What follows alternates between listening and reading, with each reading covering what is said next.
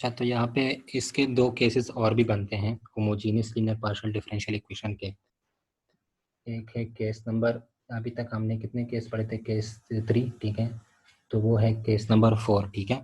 तो case number 4 किस तरह से होगा, अगर आपके पास, अभी तक आपने देखा कि हमने डी की बात की थी, मतलब हम जब रूट्स की बात कर रहे थे तो उसमें हम सिर्फ डी की बात कर रहे थे, डी प्राइम की बात हमने नहीं की, हम एम की बात कर रहे थे, ठीक है, जो रूट्स की बात कर रहे थे।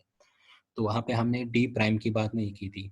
तो अगर आपके पास किसी क्वेश्चन में जो है वो डी प्राइम जो है वो कॉमन निकल रहा है, मतलब या डी प्राइम का जो पावर है वो अगर ज़्यादा है, ठीक है, वो फिर भी वो बाहर निकल रहा है, ठीक है, मतलब अगर आपके पास डी प्राइम की वैल्यू जो है वो गिवन है, ठीक है, अगर आप किसी क्वेश्चन से जो है वो डी प्राइम की वैल्यू को बाहर निकाल सकते हैं तो उस केस में हम क्या करेंगे, ठीक है, तो उससे जो है वो हम दो केसेस उसके साथ और जोड़ लेते हैं, ठीक है। तो उसमें आप क्या देते हैं, केस नंबर 4 होता है एक, और एक होता है केस नंबर 5, ठीक है। तो केस नंबर 4 में हम क्या करते हैं, केस नंबर 4 में हम ये करते हैं, अगर आपके पास डी प्राइम की वैल्यू जो है वो गिवन है, फॉर एग्जांपल अगर आपके पास गिवन है F D prime G is equal to 0, ठीक है, अगर आपके पास गिवन है D prime z is equal to 0, अगर आपके पास इस तरह का कोई क्वेश्चन गिवन है तो वहाँ पे आप जो सी एफ है वो क्या लिखेंगे, मतलब जो कम्प्लीमेंट्री फंक्शन है वो आपने क्या लिखना है, ठीक है। अगर आपके पास डी प्राइम जो है वो गिवन है, D prime z is equal to 0, अभी तक आपने देखा था function of D into D prime z is equal to 0। अगर आपके पास D prime z is equal to 0 इस तरह गिवन है तो आपने सी एफ को है जो किस तरह फॉर्म में लिखना है कम्प्लीमेंट्री फंक्शन को, ठीक है।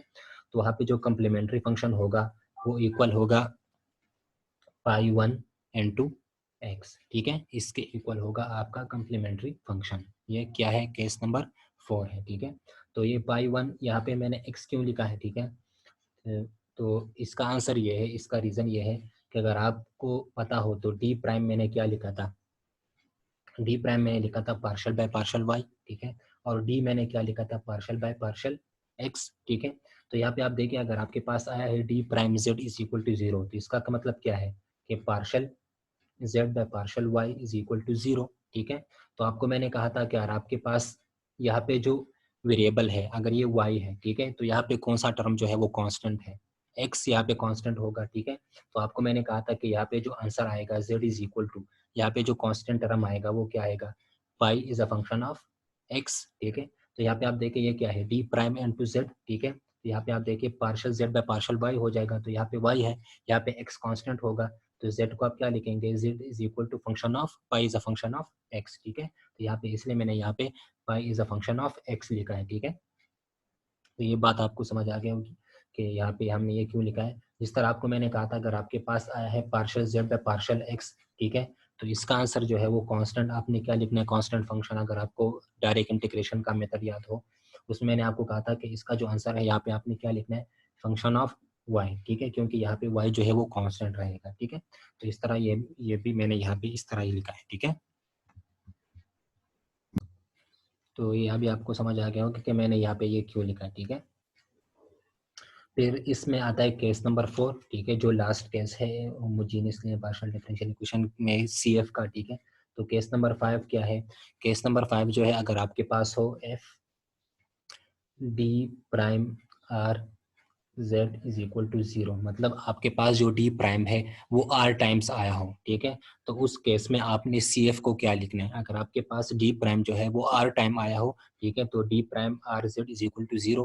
अगर आपके पास डी प्राइम जो है वो क्या आया हो, जेड आर टाइम आया हो, तो उस जगह पे आपने उस कंडीशन में आपने सी एफ को क्या लिखना है, ठीक है। तो वहाँ पे हम सी एफ को क्या लिखेंगे, C F is equal to pi 1 X plus Y pi 2 X plus Y square pi 3 X plus dash and so on Y power R minus 1 pi of R N to X, ठीक है। तो हम यहाँ पे ये लिखेंगे, यहाँ पे आर के साथ मैंने एक्स इसलिए लिखा है कि डी प्राइम क्या होता है, पार्शल बाय पार्शल वाई, तो वहाँ पे एक्स जो है वो कांस्टेंट रहेगा, ठीक है। तो यहाँ पे जो हम फंक्शन लिखेंगे वो विद रिस्पेक्ट टू एक्स लिखेंगे, ठीक है।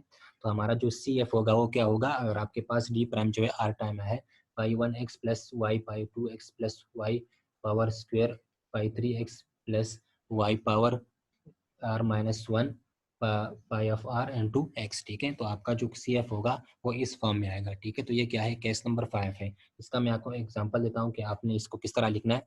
ये आपके पास जो है वो किस तरह से आया है।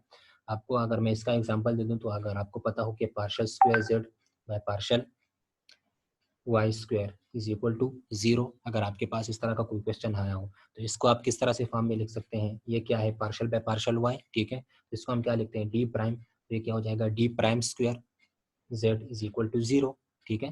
तो अगर आप इसका कम्प्लीमेंट्री फंक्शन लिखना चाहें तो इसके लिए आप क्या करेंगे, आप लिखेंगे integrate with respect to y, ठीक है। आपने इसको इंटीग्रेट करना होता है with respect to I Y. तो अगर आप इसको इंटीग्रेट करेंगे विद रिस्पेक्ट टू y तो इसका आंसर क्या आएगा, D prime z is equal to, यहाँ पे कौन सी चीज जो है वो कांस्टेंट रहेगी, x, ठीक है। तो पाई is a function of x, ठीक है। तो पाई 1x, ठीक है। ये आपको समझ आना चाहिए कि ये मैंने क्यों किया है। फिर से मैं आपको रिपीट करवाता हूँ कि यहाँ पे मैंने ये क्या किया है।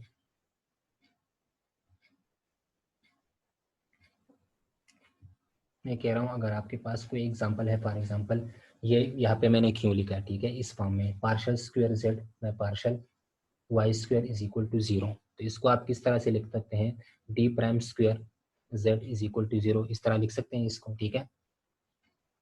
तो आप यहाँ पे देखें, अगर D prime square Z is equal to 0 है, अगर आपने यहाँ पे जेड की वैल्यू को फाइंड करना है बाय यूजिंग डायरेक्ट इंटीग्रेशन, अगर आपको याद हो तो यहाँ पे अगर आपने जेड की वैल्यू को फाइंड करना है तो पहले आप क्या करेंगे, integrate with respect to Y, ठीक है। अगर आप इसको इंटीग्रेट करेंगे विद रिस्पेक्ट टू वाई तो इसका आंसर क्या आएगा, D prime Z is equal to pi 1, और यहाँ पे एक्स एक्स जो है वो क्या है, कांस्टेंट है, तो पाई 1x, ठीक है। फिर आपको z की वैल्यू चाहिए तो आप क्या करेंगे, again integrate with respect to y। तो अगर आप इंटीग्रेट करेंगे with respect to y again तो ये क्या हो जाएगा, z is equal to pi 1x, और यहाँ पे जो dy आएगा उसका इंटीग्रेशन क्या हो जाएगा, y प्लस, और सेकंड जो फंक्शन आएगा कांस्टेंट का वो क्या होगा, पाई 2 इनटू x, ठीक है। तो यहाँ पे आप देखें ये और ये देखें, ये क्या है, सेम है, ठीक है। तो आपका जो कम्प्लीमेंट्री फंक्शन होगा वो इस फॉर्म में आएगा, ठीक है। तो ये हमने ये चीज़ जो है ये हमने यहाँ से लिखी है, ठीक है। अगर आपके पास कोई क्वेश्चन इस फॉर्म में आया हो तो इसको आपने किस तरह से लिखना है, ठीक है।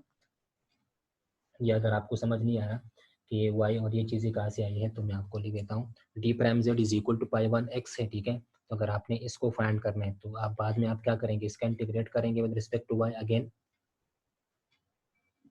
ठीक है। तो ये क्या हो जाएगा, z is equal to pi 1x into D Y integration, ठीक है।